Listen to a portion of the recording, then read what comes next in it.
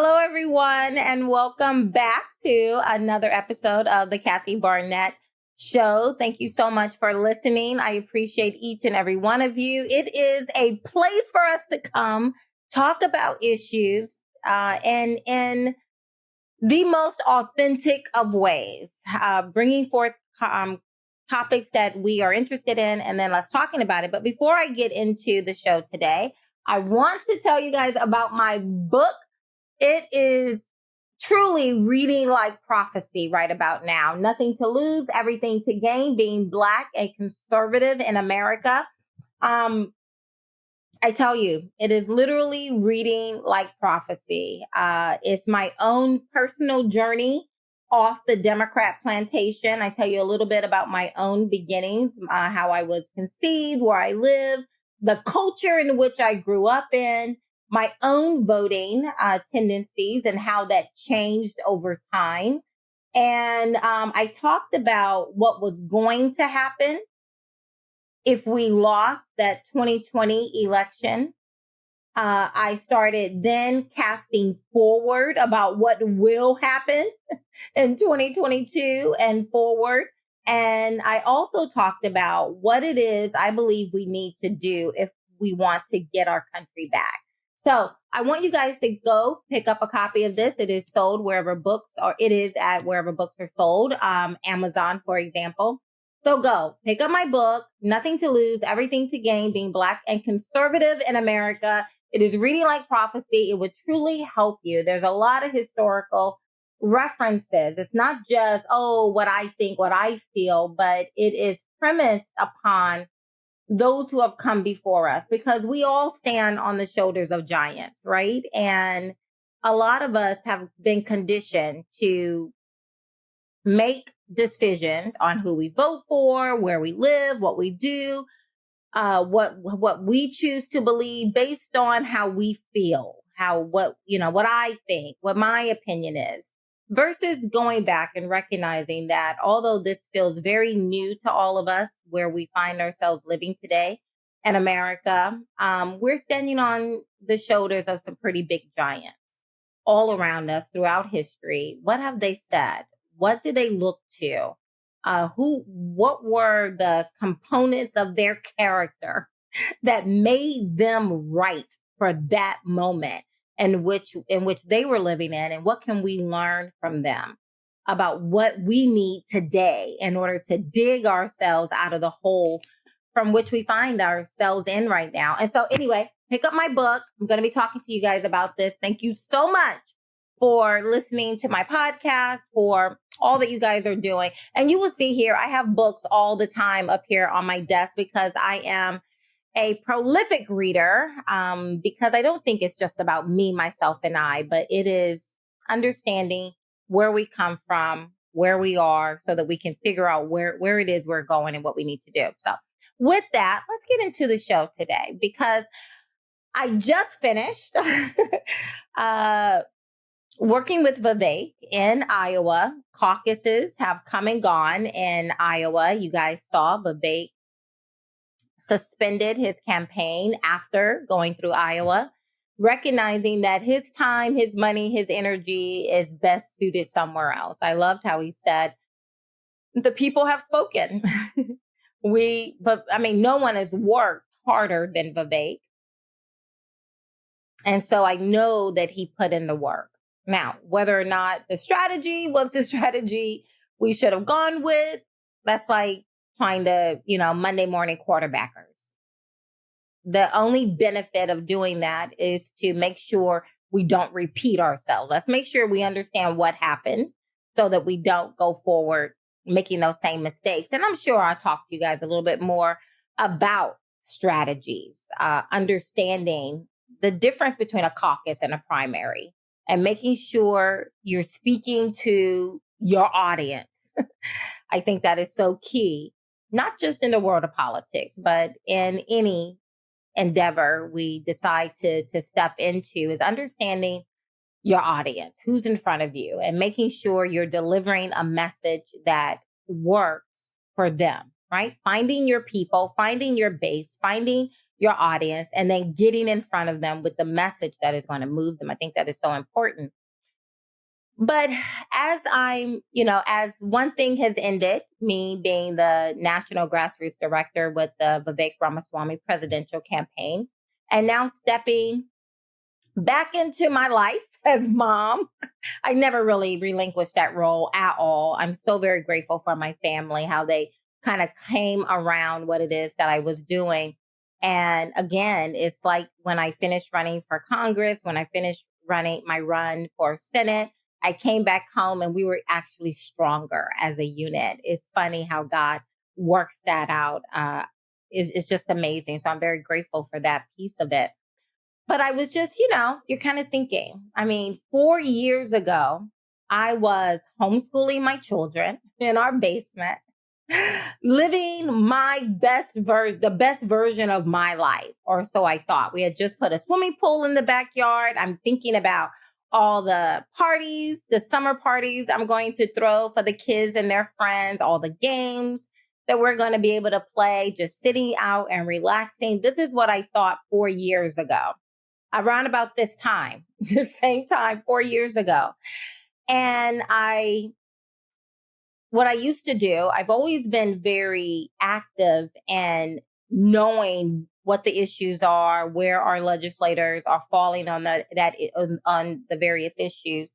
And one of the things I used to do is download what bills in Washington, D.C., our legislators were proposing. I wanted to read those bills. I wanted to see what are they thinking? What about the future of our country? Where are these people taking us? And I don't recall the exact name of this one particular bill, but it's probably October, November of 2019.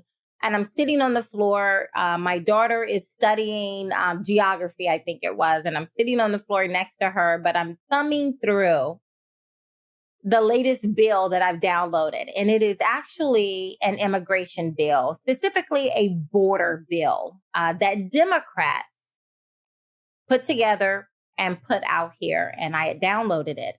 And as I'm reading it, I'm growing very alarmed. The things we are looking at today, what is that, 4 years later?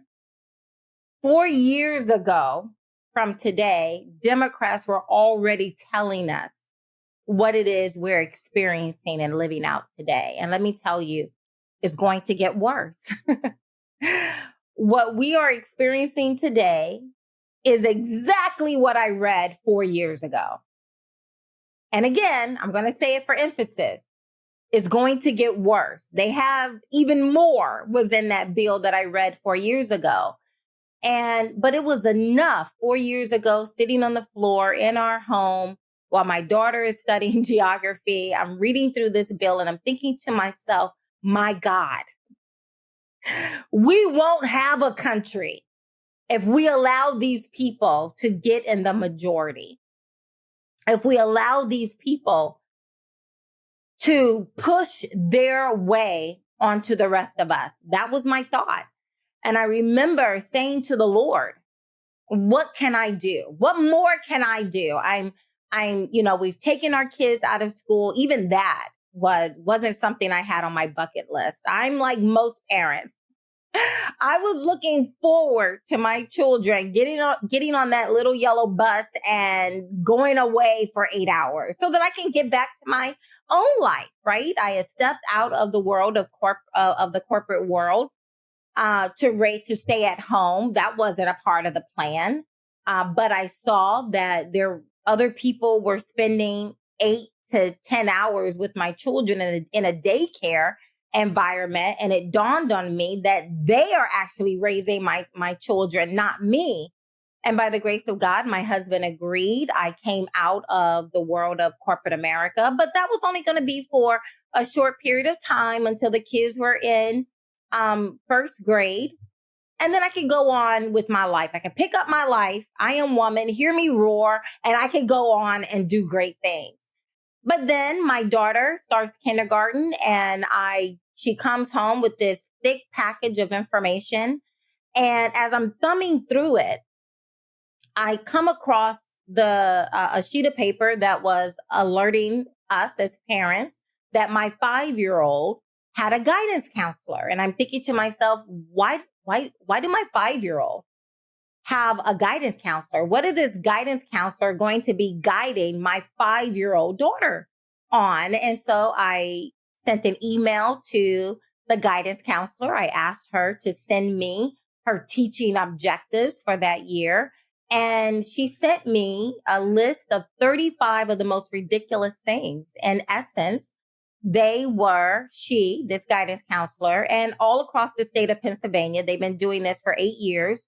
No one has ever challenged them. So she readily sent me her teaching objectives, and it's 35 of the most ridiculous things. And in essence, the guidance counselor, by way of the state, by way of our government, sends in these guidance counselors to serve as parents. They come in, and number 5, for example, on that list of 35 things, was going to teach my daughter how to distinguish between the truth and a lie. And I'm thinking to myself, most adults I know can't distinguish between the truth and a lie. So what rubrics are you bringing to the table that informs you? What worldview, what culture are you coming out of that informs you as the one who's going to be teaching my daughter on how to distinguish between a truth and a lie? Number 35 was going to come home with a permission slip because they were going to be talking about little boys and girls' anatomies and how they work. But number 15 was the one that popped out at me probably the most, because they were going to teach my 5-year-old how to recognize and respect different family configurations. And I know that that's buzzwords, that's a buzz phrasing for teaching my child about same-sex marriage and everything else. Now, this, of course, is maybe 10 years ago? Let me see. Yeah, about 10 years ago. 10 years ago. So don't think about today's culture. Think about 10 years ago. And so 10 years ago, I set up an appointment. I go in to sit down and talk to the guidance counselor, and I ask her, show me the books you're going to take into my 5-year-old daughter's classroom to teach her how to recognize and to respect different family configurations. And she gave me beautifully illustrated little books with Billy going to his father's home, and his father's boyfriend, Henry, was there. Sally with her 2 moms talking about different divorces, situation with children. And I'm looking at this woman who's going to go in and teach this to my daughter. And she looks pleasant. She looks like someone I would hang out with or talk to, but I can also discern that this is not someone who would stop me as an adult on the street and have this conversation, that she was prepared to go in front of my 5-year-old daughter and have. And that started really pissing me off.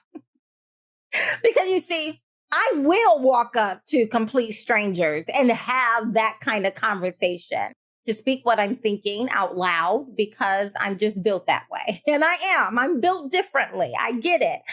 I cannot abide by an injustice or someone imposing their will upon other people. And so although I can, she seemed like a pleasant enough person, but I really started getting a little pissed off as I realized that this woman would never, I could tell by her demeanor, how she sits, how she talks, she would never be bold enough to come and have this conversation with me as an adult. But she's going to walk in front of my 5-year-old daughter and have this conversation behind my back as if she is a subject matter expert, as if this is settled science. And we have all just come alongside and said, yes, this is what the curriculum should be at our children's school. And that's not the case. It certainly wasn't the case for me. And that began the process. Not very long after that, a light bulb came on. Because again, we're talking about 10 years ago where no one was talking about these issues. Now everyone is talking about it, right? You have Moms for Liberty, all kinds of parents who are saying you should not be teaching my child. There are 87 different genders. There's only two, but you should be focused instead on reading, writing, arithmetic, social studies, throw in some science, and then send our children back home to us. And then we will teach them as parents what we believe to be right and wrong values, right? But that's today. 10 years ago, no one was having this conversation.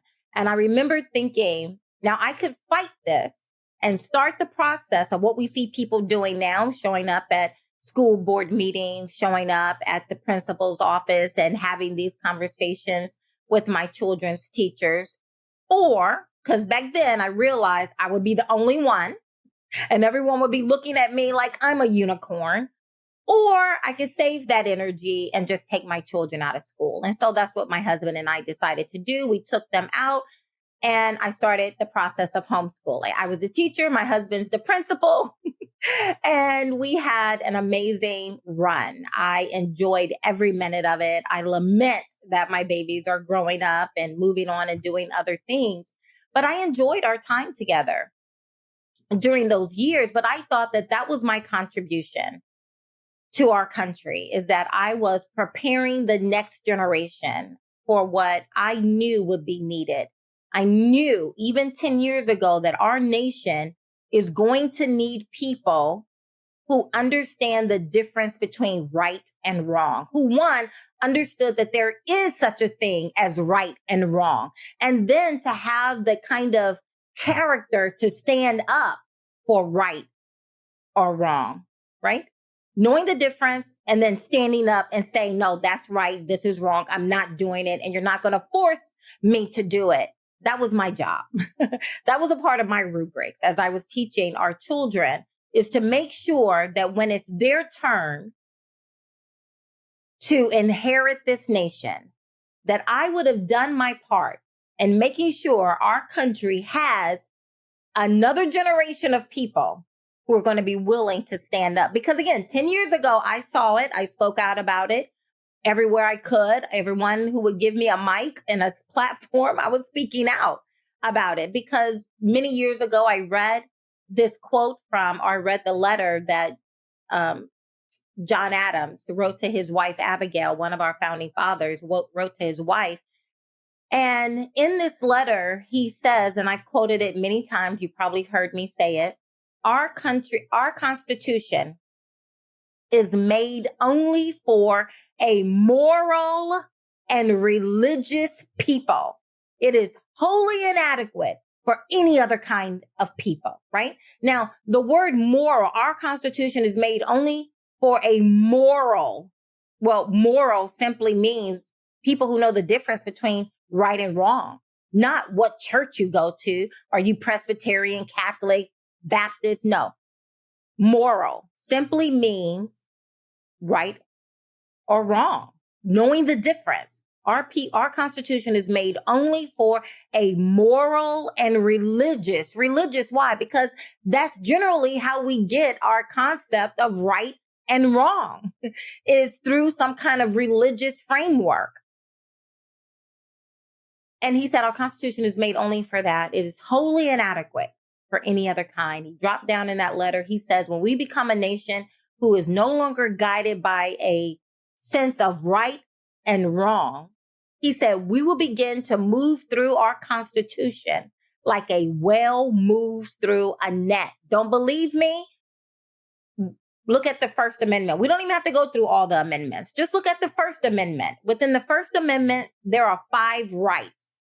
What are they? Freedom of speech, freedom of religion, freedom to assemble, freedom to let our grievances be known, and freedom of the press.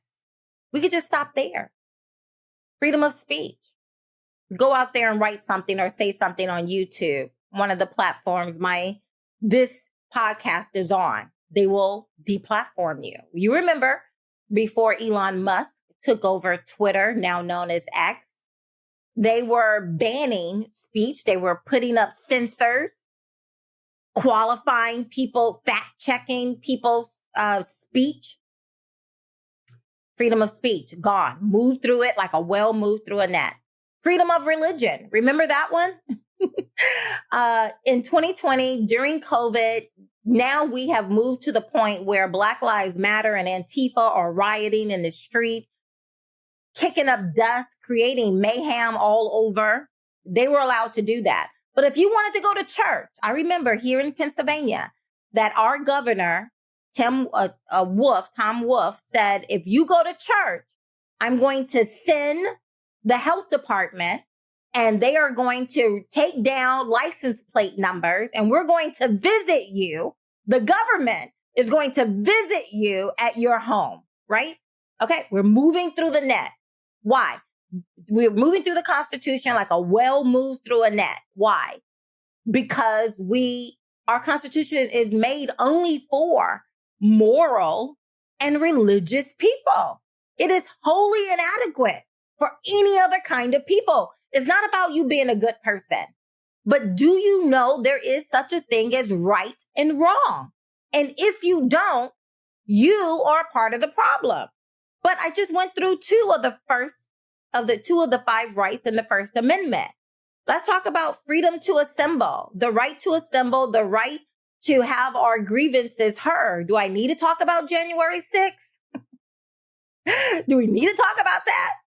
And what about freedom of the press? I thought that one was going to be a sacred cow until the former mayor of Chicago, Lori Lightfoot, made the announcement that she is only going to allow reporters who are Black and brown interview her. All others, get out of the room.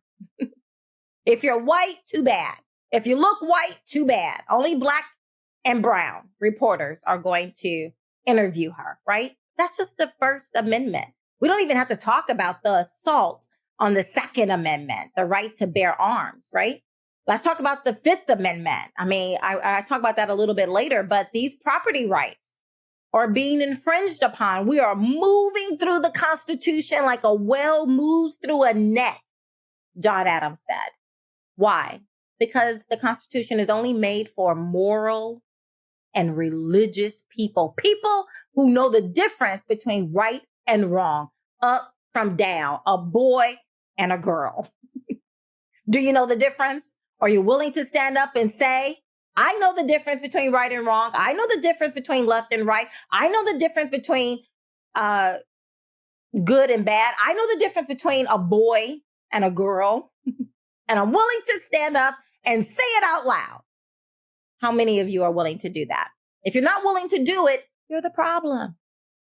Because our Constitution is only made for people who understand the difference and who are willing to say the difference. What's the benefit of knowing something and then shoving it under a rock?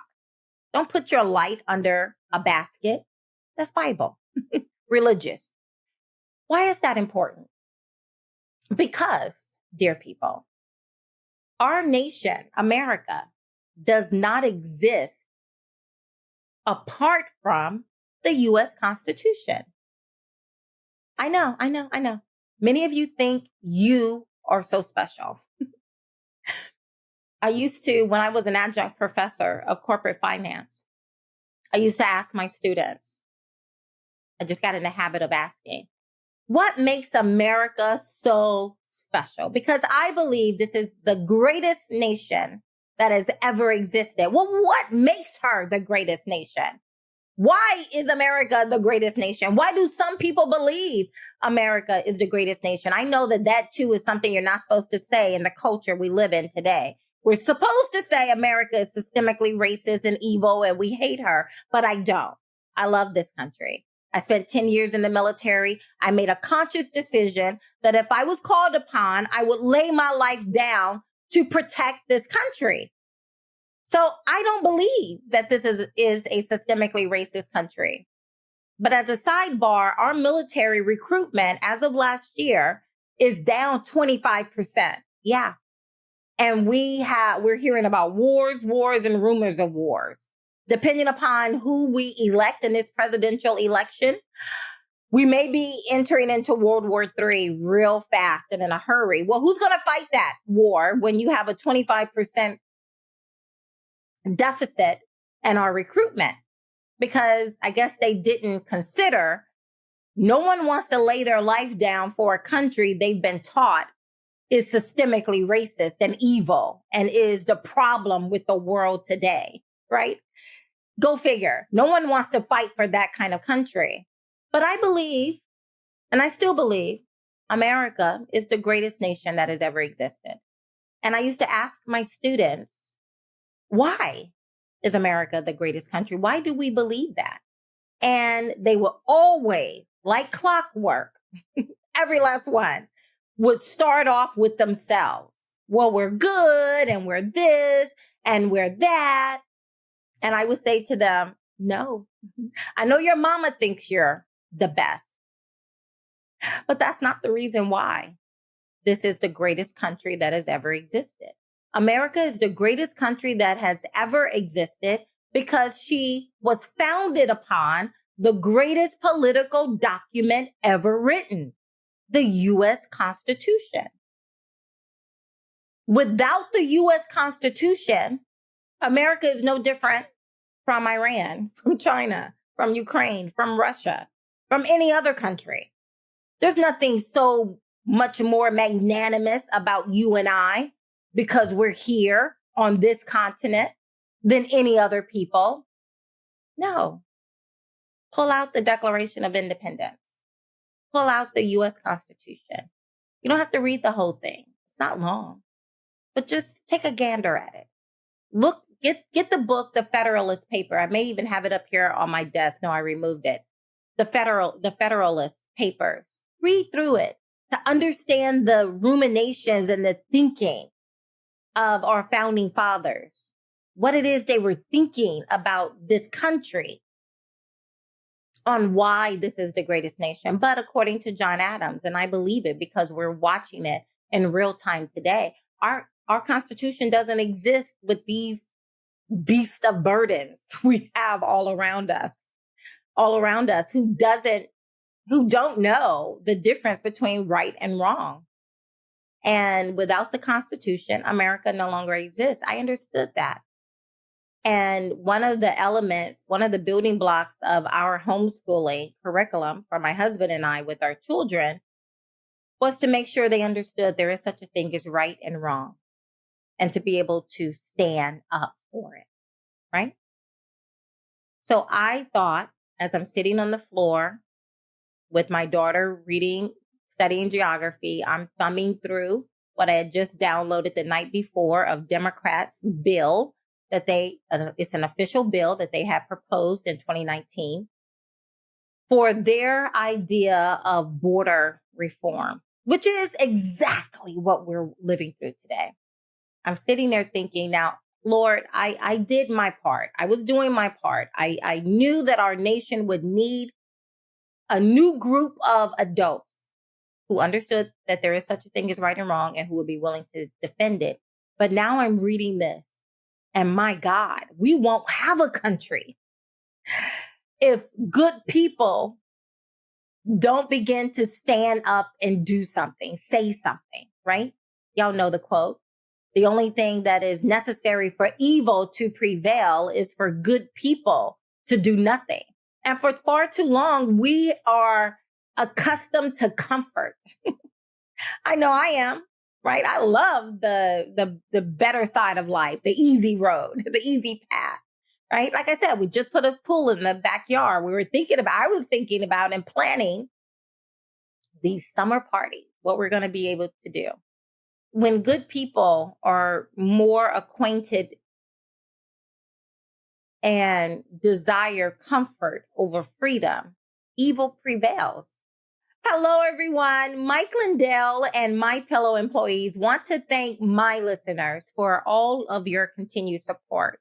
And to thank you, they're having an overstock clearance and new product sale right now for the best prices ever when you use promo code Kathy.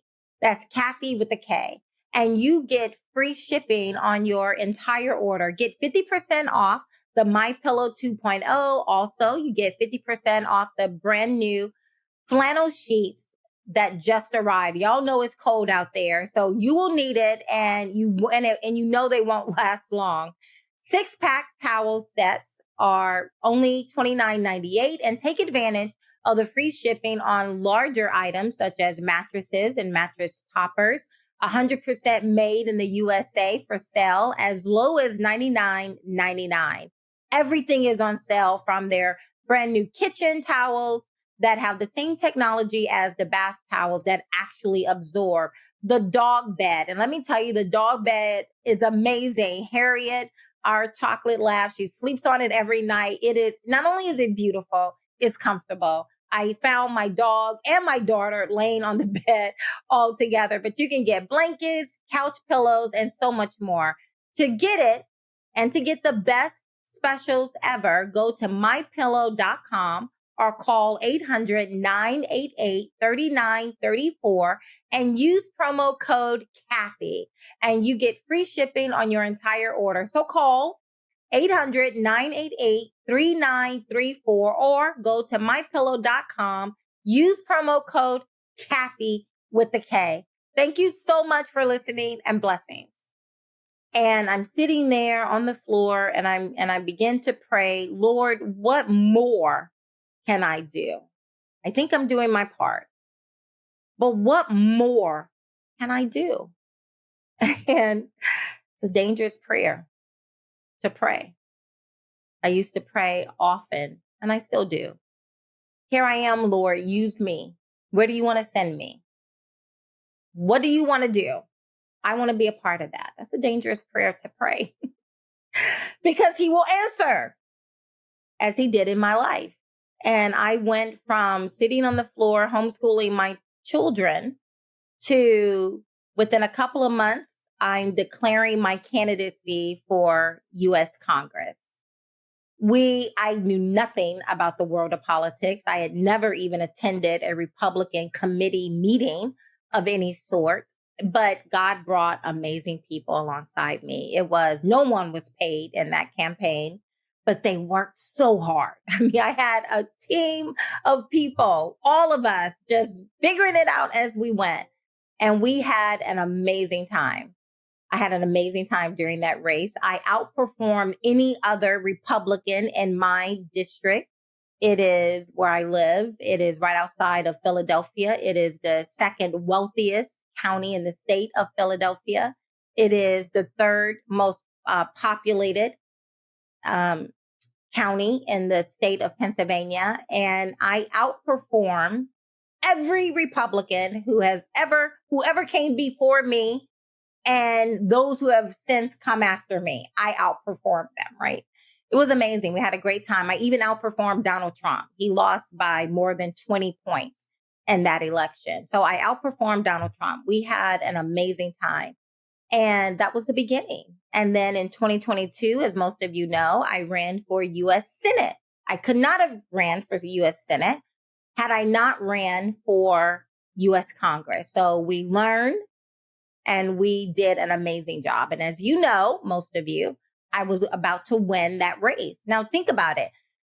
I think there was like 7 or 8 of us in that race. And they were just spending millions and millions of dollars. Just the top 2 people in that race I ended up the last 6 weeks of that race in a statistical tie for first place. And the other 2 gentlemen who were also in a statistical tie, with a 3-way statistical tie for first place, just between those 2, they spent $60 million in that primary. I spent $1.6 million, a little bit over $1 million in that race. And we were about to win. Why? Because I believe the people are hungry. The people are thirsty. They're starving for a real vision, for a real purpose and meaning. And if you're willing to craft that message and to do it in the most authentic of ways, people will listen. And that's exactly what we did. Now, If you paid attention to that race, I'm not going to rehash it, but y'all know it wasn't the likes of Don Lemon who came in and kneecapped that race. No.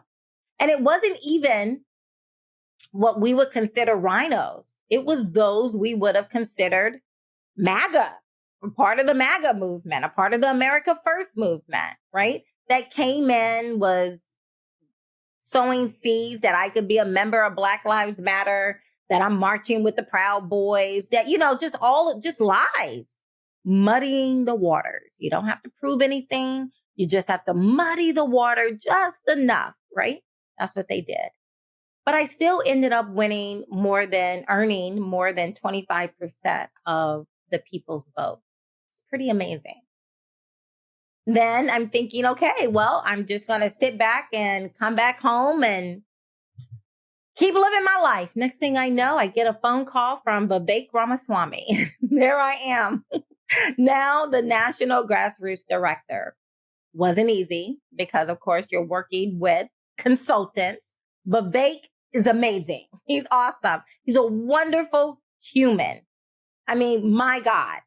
When I saw his mom and dad, I was like, bravo. You guys have done an amazing job. You need to write a book on how you created, not just one. Vivek has a brother. Amazing people.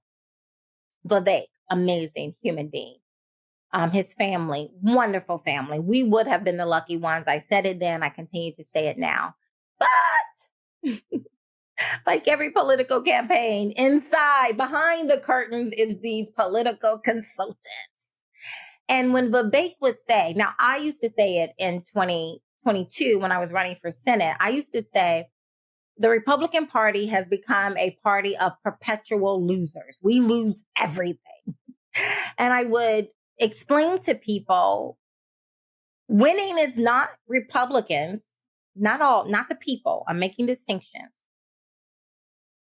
You have the people who are amazing, wonderful people. They want better. They deserve better. But then you have those elites within the Republican Party, those who are pulling the strings and all of that. Their number one priority is not winning. I realized that in that 22 race. I saw it. It was confirmed in this particular, this presidential campaign I was a part of. Winning is not always the number one goal. I know, like, what? Why would people do this? It's not about winning, people in the Republican Party. Democrats, they want to win so that they can have control, so that they can shove their will, their ideas, their policies down our throats, like open borders right now, right? Democrats, they want to win. And when they win, they know how to use that win. They know how to use the power that comes with that win to shove their way, their will down our throats, whether we like it or not. Republicans. Winning is not the number one thing. We just want to make sure, they just want to make sure, the elites in the Republican Party, that people like me don't win. So they will do whatever they need to do to kneecap people like me, to kneecap people like Vivek, to make sure they're not a part of the cool kids club, that we stay out so that they can control. And they don't mind if they are in control of a sinking ship. They're in control. And that's what matters. What matters to them is to get invited to the right Christmas party. I've seen it. I've heard the conversations. In fact, most of these people have great disdain for people like you and I. They don't want to talk. You think just Democrats believe we're bottom basement dwellers? Do you just think Democrats believe we're clinging to our Bibles and our guns? No. Do you think it's just Democrats who believe we smell like Walmart shoppers? Yeah, they said that. No, it's not just Democrats. Remember, who kneecapped me? Just think about that. It's not about winning. And it's not about ideas within the Republican machine. It is about control. even if it's control of a sinking ship, they're in control. And that is where we find ourselves today. You don't end up where we are, a party of losers. That's what Vivek, that's how he says it. We become a party of losers. I mean, Ronna McDaniel wins and then immediately goes on to lose every single election. There is no red wave. Maybe a red tinkle here, tinkle there, tinkle. There is no red wave, right?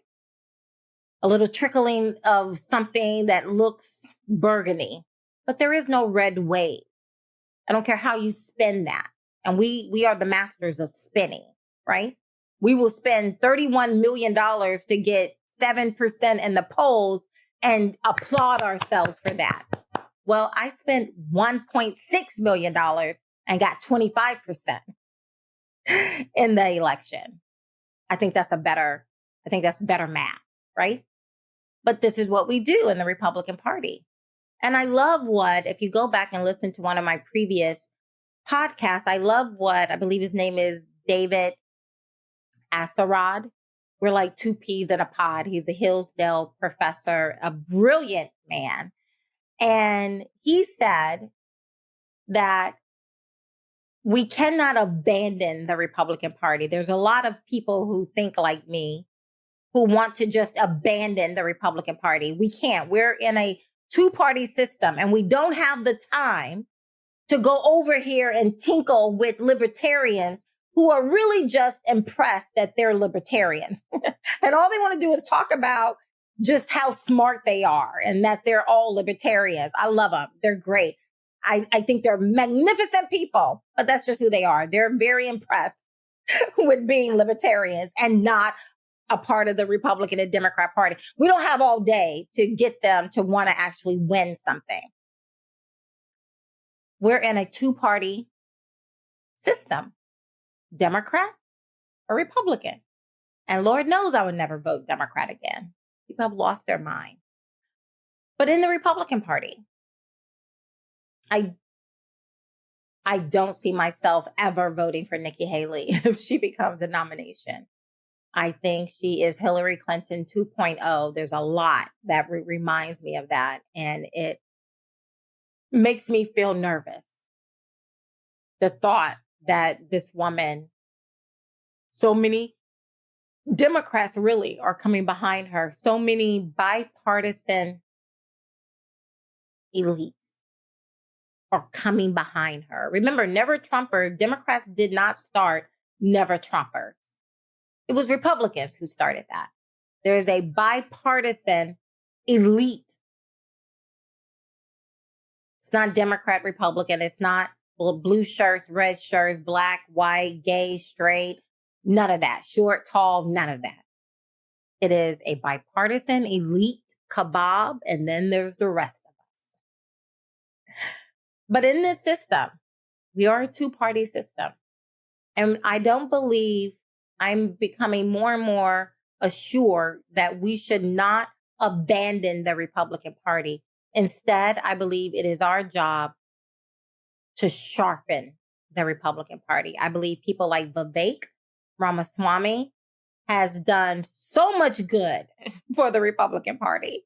Prior to Vivek, Republicans would go find 1982 Ronald Reagan quotes, spit shine them, and then serve them to us on a platter. And we will clap like dolphins that, oh, this is great. We love this. Awesome. No, those are 1982 quotes for 1982 problems. We are in a whole new generation. I don't think we've ever faced the stuff where some of the things we're facing, like just open borders, just brazen.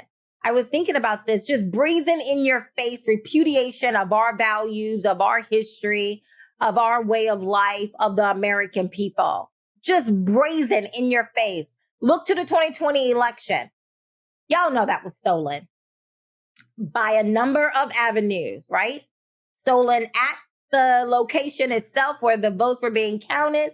Stolen at, as Vivek would say, the technology, with, the suppression of information, all of that. You put it in, but y'all know it was so, right? You know, whether you want to say it, again, you're part of the problem. But look at brazen behavior with 2020, kicking people out, taping up cardboard around the building so people can't see what's going in. Brazen. And we pointed at it. We made memes. Platforms grew and they were able to monetize it as they were, pointing out all of these issues in front of all of us. But what happened? Absolutely nothing. We did nothing. Look at January 6th, J6. Again, I knew that it was the weaponization of our government against our own people. It was very clear to me what was going on. But now people are looking at the video footage that has been released and coming to the same conclusion that, oh my goodness, our government is actually weaponizing itself against our own people. Look at what they're doing with Donald Trump. They don't care. They will dismantle this nation one amendment at a time, one brick at a time. If they can't have America to do with America what they want, then we won't have it either. That's their mindset. And they have proven. These people are serious. They've proven themselves. We just have to believe them. Look at the open border. A brazen repudiation of what it means to be an American, of our values, of our history, of our children, of their future. They don't care. And what are we doing? Well, the U.S. Supreme Court just vacated or overturned a lower court's opinion or ruling that Texas has the right to defend their border. Well, again, the U.S. Supreme Court just issued their ruling today that, no, we're going to overturn the lower court's ruling that Texas get to defend their border. And we will pick the question up later on down the year. In the meantime, the Biden administration gets to go in and continue with their border policies, which does not benefit you or I or our children. And what are we doing? We will see memes and gotcha videos but what are we doing? I'm going to close with this. I got this again from Asarad, and I went back and looked at it for myself. This is a part of the Declaration of Independence. At this very time, too, they are permitting their chief magistrate to send over not only soldiers of our common blood, but Scotch and foreign mercenaries to invade and delude us in blood. These facts have given the last stab to agonizing affection and manly spirit bids us to renounce forever these unfeeling brethren. We must endeavor to forget our former love for them and to hold them as we hold the rest of mankind, enemies in war, in peace, friends. We must have been a free and great people together, but a communication of grandeur and of freedom, it seems, is below their dignity. Here is our framer saying, we would have loved to have built something great together. Democrats, Republicans, King George, those who were settlers here in America. We would have loved to have built something good together, but you wouldn't have it. So now you're just sending in, they said, not just our own people, putting our own people against us, but Scottish. You're sending in the Scots. You're sending in foreign mercenaries or maybe an invasion of illegals across our border. And they said, these facts have given the last stab to agonizing affection, and manly spirit bids us to renounce forever these brethren. Manly spirit. I think that's what it's going to take. Manly spirit. People who love freedom more than they love comfort. That's a hard one. We're like a frog in boiling water. Every time they turn up the heat, we just adjust and get comfortable. They turn the heat up a little bit more. Oh, well, it's getting a little hot, but I don't want to jump to freedom. That's effort. Somebody going to write an ugly post about me or an ugly article about me. Yeah, that is true. We have now passed the point of no return of standing up for our freedoms and not having some repercussions from the federal government. But I can assure you from history, it's only going to get worse. We need to jump from that pot. The water is beginning to bubble. It will only get hotter. And if not for our generation, definitely for our children. I don't know how else to end this episode. I want to end it on a high note. I think that is a high note. That's your calling. Look around. Get some manly spirit. Figure out what it means to have manly spirit. And although I do believe, I am a firm believer that men should have more manly spirit than me as a woman, women, we have a role to play as well. I hope my story encourages you that you are not too small, that you are not irrelevant, that you have a perspective that only you have and that only you can share in the way that you can share it. That's why you're here. We're not just here to be a plant and convert oxygen into carbon dioxide. You're here for much more than that. But let me also close with the reality of what I've experienced when I ran for Congress, when I ran for U.S. Senate, when I ran alongside Vivek Ramaswamy across the nation, is that we are not alone. There are a lot of people who think like we think. You're not alone. I saw them. I trained over 500 of them in the state of Iowa. And I had an amazing time. Each room I would walk into and see those smiling faces, people who are ready and hungry and thirsty for something different. They're looking for a vision. They're looking for a leader. Be a leader, even if it's in your home, if it starts in your home or just in your community or just in your school. Be a leader. Get some manliness about yourself. Blessings. I appreciate each and every one of you. Please make sure you are sharing this podcast, that you are downloading it, that you are leaving a comment, rating it. Most importantly, again, share it with others. Blessings. Talk to you soon.